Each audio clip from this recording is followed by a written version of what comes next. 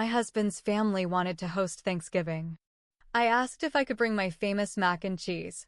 His sister said, only if you don't mind it sitting next to the real version. I showed up with mine anyway. By the end of the night, hers was untouched. I packed it up for her and said, here, you can use it as a doorstop. My husband's family is obsessed with tradition. Every year, they do Thanksgiving at his parents' house in Richmond, Virginia. Same menu. Same table setup. Same everything. It's not even potluck style. Usually, his mom and sister do most of the cooking, and everyone else just brings wine or desserts. So when I married into this family, I was ready to just play along. I didn't want to rock the boat. But I also love cooking. I've been perfecting my mac and cheese recipe for years. It's not from a box, not just cheddar and noodles. It's rich, creamy, has a crunchy top with herbed breadcrumbs, and I use a blend of cheeses like smoked Gouda, sharp white cheddar, and a touch of cream cheese to make it silky. People rave about it. The first 2 years, I didn't offer to bring anything besides wine. I kept it easy. Just smiled and nodded when Jessica, my husband's sister, talked about how her secret family recipe, mac and cheese, was the best in Virginia. Whatever. I didn't care. But last year, I thought, you know what? Let me be part of this more than just showing up with Pinot Grigio. So I sent a message in the family group chat about 2 weeks before Thanksgiving. Hey, would it be okay if I brought my mac and cheese this year? It's a hit at every gathering, and I'd love to share it with you all. I waited. The first few replies were polite. MIL. Oh, that sounds delicious. Husband's cousin. Yum. Love mac and cheese. Then, Jessica. Sure. Only if you don't mind it sitting next to the real version. I read that twice. I stared at it, thinking, what the hell is the real version? Are we 5 years old? Who even says that? My husband saw it too and just raised his eyebrows. I didn't reply right away. I wasn't trying to start drama. But my blood was boiling. Like, girl, you're threatened by mac and cheese? I eventually responded with, no worries, I'll bring it. More options are never a bad thing. No reply after that. She didn't even like the message. So fast forward to the night before Thanksgiving. I spent hours making this dish. I grated the cheese by hand. I made the roux from scratch. I layered everything, added breadcrumbs, baked it until it was bubbling with that perfect golden brown top. It smelled like heaven. We got to his parents' house around 1 p.m. Jessica was already there, in the kitchen, stirring something aggressively on the stove. She barely said hello. I walked in with my dish and placed it on the warming tray next to hers. Now listen. I'm not even being petty. But side by side, hers looked like cafeteria food. Pale yellow, kind of mushy, and dry around the edges. Mine? You could see the gooey layers of cheese and crispy topping. It was night and day. Dinner time comes. Everyone's lined up buffet style in the dining room. Turkey, stuffing, green beans, mashed potatoes, gravy, cranberry sauce, and the 2 mac and cheese dishes. I didn't say a word. I just watched. And y'all, people went in on my mac and cheese. Like, generous scoops. I watched cousins take second helpings. People were complimenting it left and right. This is amazing. OMG, who made this? Best mac and cheese I've had in a long time. My mother-in-law asked me for the recipe. Someone even said it tasted like it came out of a gourmet restaurant. Meanwhile, Jessica's dish? Barely touched. I think 2 people took a tiny scoop, and it sat there, drying out and looking sad. The best part? At one point, someone asked Jessica, did you make the mac and cheese? And she had to awkwardly say, no, mine's the one in the corner. After dinner, as people started lounging and cleaning up, I walked over to the kitchen. Jessica was standing at the counter, quietly scraping the edge of her casserole dish. I picked up her tray, smiled, and handed it to her. Here, take it home. You can use it as a doorstop. Her face. Priceless. She didn't say anything. Just blinked at me. My husband was across the room watching, and I could feel him trying not to laugh. And that was it. I didn't raise my voice. I didn't start anything. I just let my mac and cheese speak for itself. Later that night, My husband told me she called him rude and disrespectful for letting me show off. He told her she brought food like everyone else. If you're mad hers got eaten, that's not her fault. To this day, Jessica hasn't directly spoken to me since. And honestly, I don't care. I've got the recipe, the confidence, and the satisfaction of knowing her real version got bodied by mine in front of the whole family. So, the next morning, I woke up feeling pretty good. I didn't mean to humiliate Jessica, but I wasn't about to feel bad for simply existing and bringing good food. My husband was sipping coffee at the kitchen table and scrolling through his phone. "Babe," he said, "you might want to stay off Facebook for a while." I raised an eyebrow. "Why?"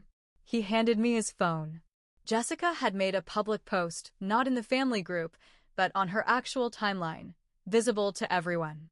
It said, "Nothing worse than someone trying to hijack family traditions for attention. Some people can't just enjoy the holidays without turning it into a competition. Anyway, store-bought cheese and drama don't belong on the Thanksgiving table." I read Jessica's post 3 times. My hands started shaking not out of fear, but from pure rage. Hijack family traditions? Store-bought cheese? First of all, my mac and cheese was 100% homemade, from scratch. And second, who publicly calls someone out without saying their name, thinking nobody would catch on? Everyone knew who she meant. It didn't take long. Her cousin Rachel commented under the post, "Are you talking about my name, S mac and cheese?" Because that was fire, LOL. A few more comments followed. Some subtle, some not. People were laughing. Others were tagging me. One even said, "I hope the real version wasn't the dry one in the corner." Because yikes. I didn't respond publicly, but I screenshotted the whole thread, saved it, and decided I wasn't going to play this quietly. That evening, we had leftovers and wine hang out at my in-laws. It's their thing. Everyone comes back the next day to eat the same food, talk about the day before, and chill in sweatpants. I almost didn't go. My husband said I didn't have to, but I wanted to. I wanted to walk in with my head high. And I did. As soon as we walked in, Jessica looked up from the couch, gave a short glance, then kept scrolling her phone. Didn't say hi. Not even a fake smile. I brought a new dish of my mac and cheese leftovers from the night before that I reheated and retopped. Same delicious smell. And again, people piled it onto their plates. Someone even whispered, "Glad you brought more." I didn't get enough yesterday. Jessica sat there with a salad. Ate nothing else. Then came the twist I didn't see coming. My mother-in-law pulled me aside into the kitchen. She looked uncomfortable. "I'm going to ask you something," she said. "And I hope it doesn't upset you." I nodded slowly. "Would you be okay not bringing food next year?" My stomach dropped. "What?" "It's just Jessica feels overshadowed. And she said Thanksgiving has always been her thing. She's been hosting and cooking since before you joined the family. She feels like this has turned into a contest." I stared at her. I couldn't believe what I was hearing. "She made it a contest," I said. "I asked nicely to bring one dish." She's the one who made the snide comment. She's the one who posted about me online. My ML sighed. I know it wasn't kind. I talked to her about it. But she's really sensitive about this stuff. And I just don't want Thanksgiving to turn into a battleground. So now I was the problem? For being good at cooking? I didn't yell. I didn't cry. I just nodded, turned around, and walked back into the living room. Jessica was laughing at something on her phone with her brother. I stood in the middle of the room and said loudly, "Just so everyone knows, I've been asked not to bring food next year because someone feels overshadowed." Silence. Jessica looked up, shocked. "Are you serious?" "Yes," I said. "Apparently your ego can't handle mac and cheese." Her face turned red. "Wow, you're really going to do this here? You already did it. On Facebook." "So, I'm just returning the favor in person." My husband stood up and put his hand on my back. "Let's go," he said quietly. We left. I didn't say goodbye. didn't pack up the leftovers. I walked out with my head up and my casserole dish in my arms. So yeah, we walked out. That night, my husband and I sat in silence for a long time. He finally said, "You didn't do anything wrong." But damn, that went nuclear. I laughed, because if I didn't, I'd cry. Jessica made a war out of a side dish, and I let her pull me into it. But the next day, that's when I decided I wasn't done. I didn't go back online. I didn't post anything shady or start drama in public. No, I went quiet, which, honestly, is worse. Instead, I invited a few of the cousins, Rachel, her sister, and 2 others over to our house that weekend for Friendsgiving. I told them it'd just be food, drinks, and no drama.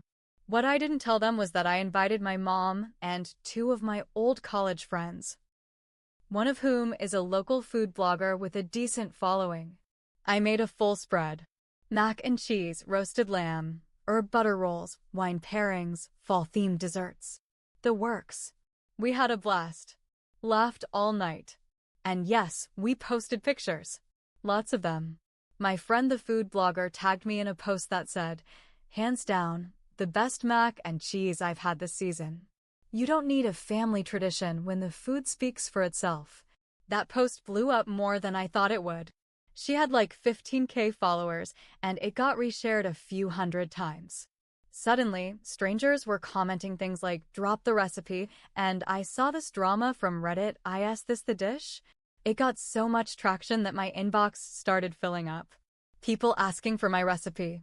One small local magazine even asked to feature it in their holiday spread. I said yes. Jessica lost it. She texted my husband directly, paragraphs full of rage.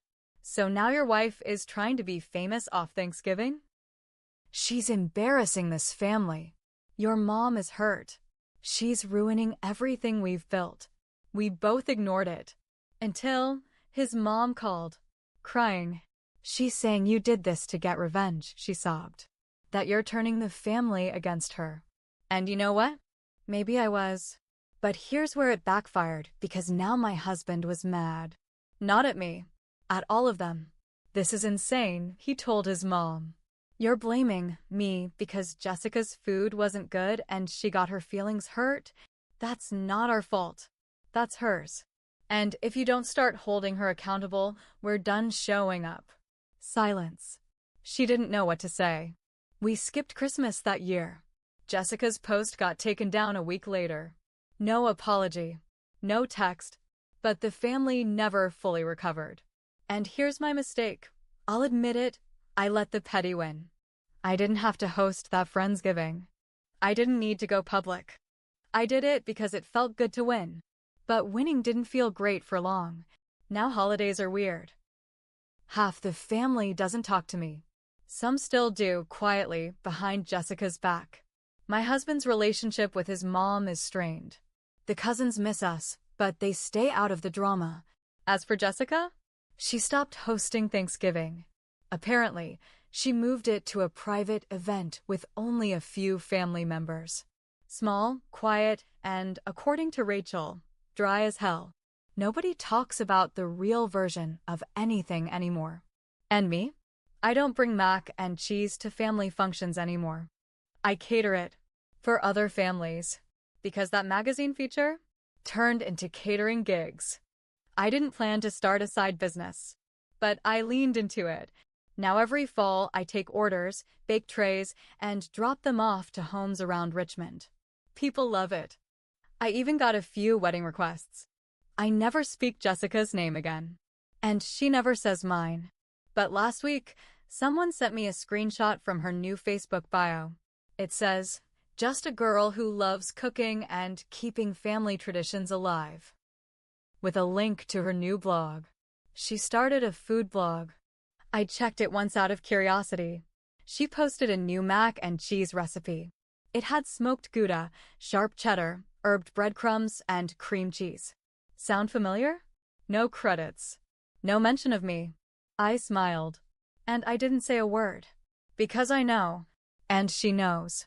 Sometimes the best revenge is watching someone copy you quietly, knowing they lost. and knowing you'll never forget.